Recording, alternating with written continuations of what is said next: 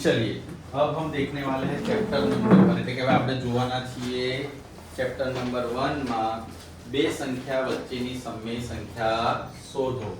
સ્વાધ્યાય 1.1 માં પ્રશ્ન નંબર 2, 3 અને ઉદાહરણમાં પણ દાખલા છે એટલે હું તમને એક સાથે ઘણા બધા ક્વેશ્ચન કરતો છું કે 1 અને 2 વચ્ચેની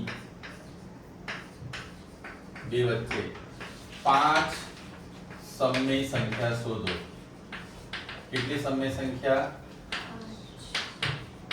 બધા જોઈ શકશે બરાબર છે. 1 અને 2 વચ્ચેની 5 સમય સંખ્યા. તો મારે શું કરવાનું? પહેલા તો તમારે n બરાબર 5 શોધવાના છે. જેટલા બી શોધવાના હોય એમાં એક એડ કરી દેવાનું. જેટલા બી શોધવાના એમાં એક શું કરી દેવાનું? 5 શોધવાના હોય તો એક એટલે 6, 6 શોધવા કે તો 7 કે તો 8, 8 કે તો ચાલો હવે આપણે 1 અને 2 લખીએ આપણી બે સંખ્યા અને આપણે આગળ જોઈ ગયા કે બે સંખ્યા વચ્ચે અસંખ્ય સંખ્યાઓ આવે છે. બંને નીચે હવે આ જે 6 છે ને તે બંનેને ઉપર નીચે ગુણી નાખવાનું. બંનેને ક્યાં ગુણી નાખવાનું? તો 6 ના છેદમાં 6 અને 12 ના છેદમાં હવે આની વચ્ચે કઈ સંખ્યા આવશે? 7 ના છેદમાં 6 9 ના છેદમાં 6 6 11 ના છેદમાં 6 આવી ગઈ. હવે ઘણીવાર જો તમને કન્ફ્યુઝન હોય તમે આ સંખ્યા બીજી કેવી રીતે કરી શકો છો?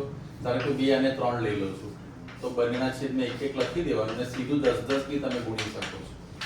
સીધા શું ગુણી નાખવાનું? 10 10 ગુણી નાખો એટલે કેટલા થયા? 20 ના છેદમાં 10. હું આ સંખ્યા લઈને કરું છું સેમ એટલે તમને એક ડિફરન્સ મારે બતાવવાનો છે. 1 અને 2 વચ્ચે જોઈએ બરાબર છે. 1 ના છેદમાં 1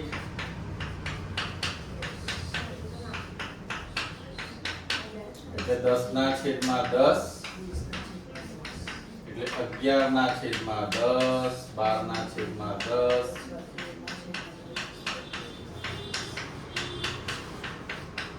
5 હજુ બી મળી શકે તમને 16 ના છેદમાં 10 પણ આપણને 5 જોઈએ છે મળી ગયું. પણ તમને કે સર આ બે જવાબ તો અલગ અલગ છે તમે કેવી રીતે કહી શકો કે બંને સેમ છે? હવે આને જો પોઈન્ટમાં કન્વર્ટ કરો તો 1.1 1.2 1.3 એવું થાય કારણ કે નીચે 10 છે એટલે પોઈન્ટમાં આવી રીતે કટ થાય.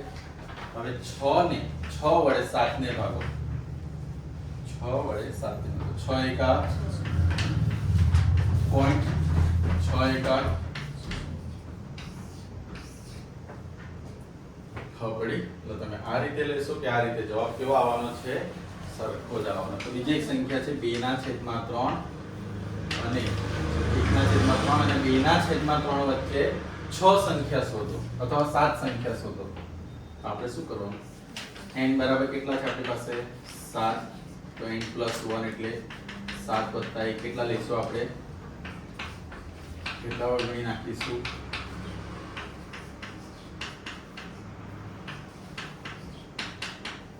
8 એટલે કે 8 ના છેદમાં 24 16 ના છેદમાં તો શું આવશે?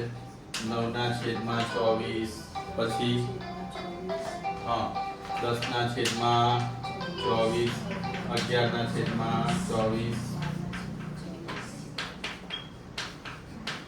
કેટલી 7 લેવાની છે ને તો 14 ના છેદમાં અને તો સીધું શું ગણી શકે? 10 10 10 10 ગુણીને પણ તમે આ કરી શકો છો. પરંતુ કોઈ સંખ્યામાં છેદ નીચે અલગ અલગ આવે છે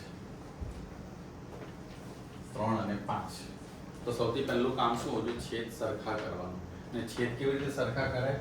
આ જે છેદ છે 5 કે આ બે ને ગુણો 1 ગુણ્યા 5 3 ગુણ્યા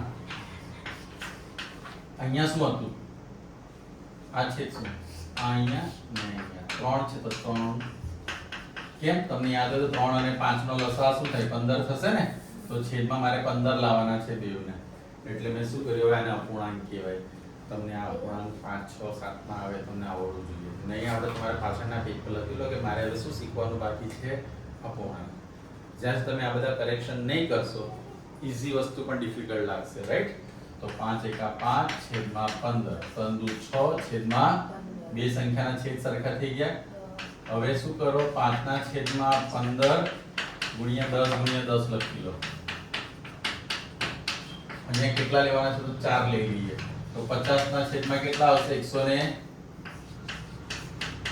ફરીથી જો શું કર્યું પહેલા તો છેદ સરખા કર્યા અને સીધું 10 10 ગુણી નાખ્યું હવે શું જવાબ આવશે 51 ના છેદમાં 150 52 ના છેદમાં 150 53 ના છેદમાં 150 54 ના છેદમાં 150 55 ના છેદમાં 150 જેટલા તમારે આપણે અહીંયા 5 6 જે કે કેટલા લખવાના છે ક્લિયર થશે એટલે આ તમને 2 માર્ક્સનો ક્વેશ્ચન એક્ઝામમાં 8મામાં પણ હતું આવું તો તમારે શું કરવાનું છે હવે એક્સ્ટ્રા ક્વેશ્ચન તમને આપું એ બધું તમારે સોલ્વ કરવાનું લખી લો